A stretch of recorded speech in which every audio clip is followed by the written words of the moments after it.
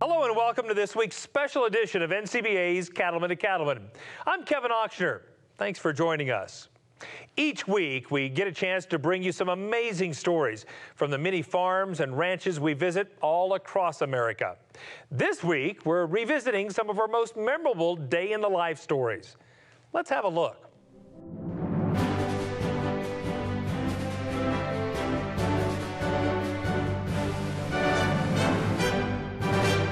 Serving as the volunteer leader of the National Cattlemen's Beef Association is a big job. The man leading the way this year is Philip Ellis of Chugwater, Wyoming. Let's find out a little more about Philip and his family's operation. Nestled in the Bear Creek Valley of southeastern Wyoming sits the Marsh and Ellis Ranch. Today, Philip Ellis heads the ranch, which is a family business that dates back to the late 1800s. I'm a fifth-generation rancher. The sixth generation ranching is working into the ranch with me, and the seventh generation they're on the ground and running with grandsons and grandnephews. My family were in here very early. This area of southeast Wyoming in the 1870s, they discovered that the shortgrass prairie was a high-quality grass and that cattle could thrive here. My great-grandfather came here as a teenager from Iowa, and he came to one of the big operations that had just built a big house in this valley, and within a few years he was an open range cowboy for that operation. Chugwater, Wyoming is just 45 miles north of Cheyenne, and while the high quality grasses are ideal for raising cattle, the harsh winter weather can be tough on the cattlemen and the livestock. So by the 1889, my teenage great-grandfather and a teenage gal had married and established their own operation. And they got that opportunity because the blizzards of '86 and '87 took out the large cattle barons' herds. They didn't understand that there could be harsh winters here. Through the years, the Marsh and Ellis Ranch has adapted to meet the changing needs of the beef industry. What was originally a registered Hereford operation has evolved into a commercial Red Angus Hereford outfit. The crossbreds thrive in the harsh conditions and still produce high-quality beef. About 30 years ago, when I came back and worked in and took over the operation, we changed and started crossbreeding with Red Angus. I think the Hereford's hardiness was famous in this area, for our winters can be harsh and the wind can be harsh. And the Red Angus for the growth factor and the meat quality, cutability added into the Hereford makes a real good cross for this area. We've been really happy with those cattle. Our operation today is a commercial cow yearling operation. We calve cows and then we carry the calves over another season.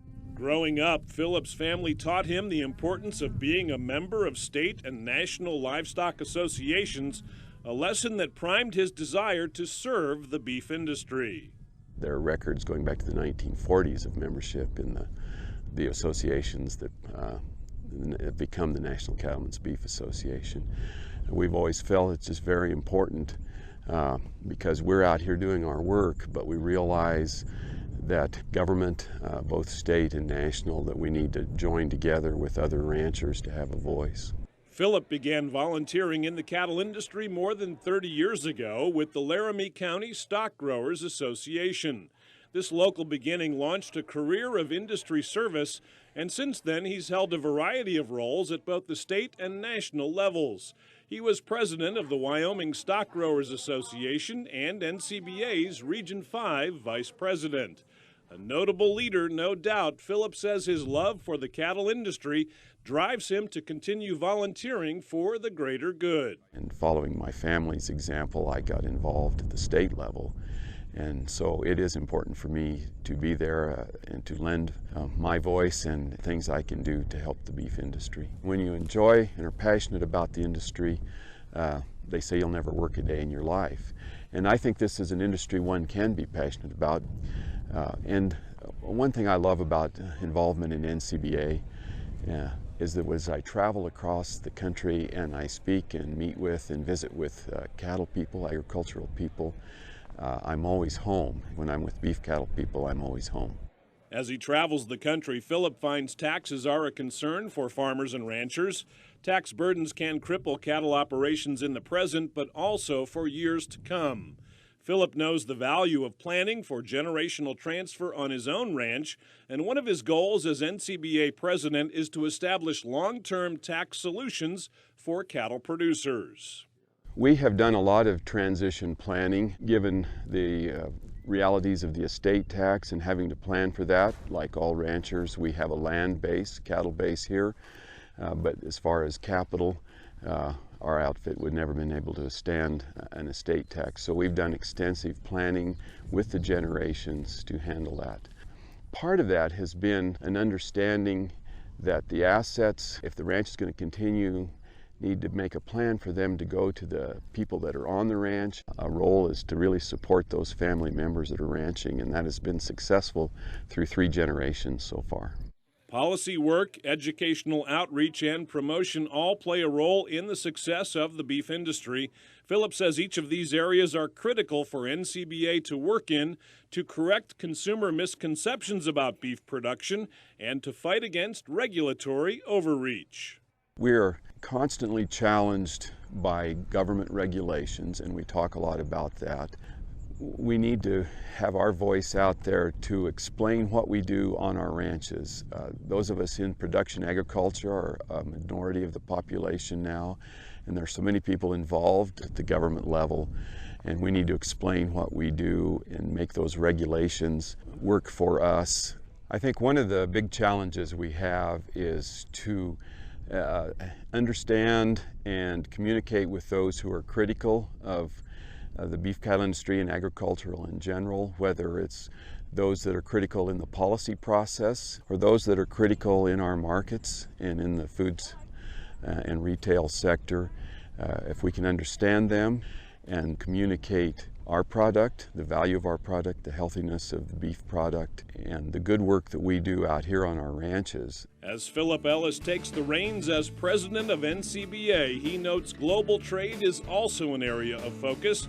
He believes beef is the best protein not only for Americans, but for consumers worldwide.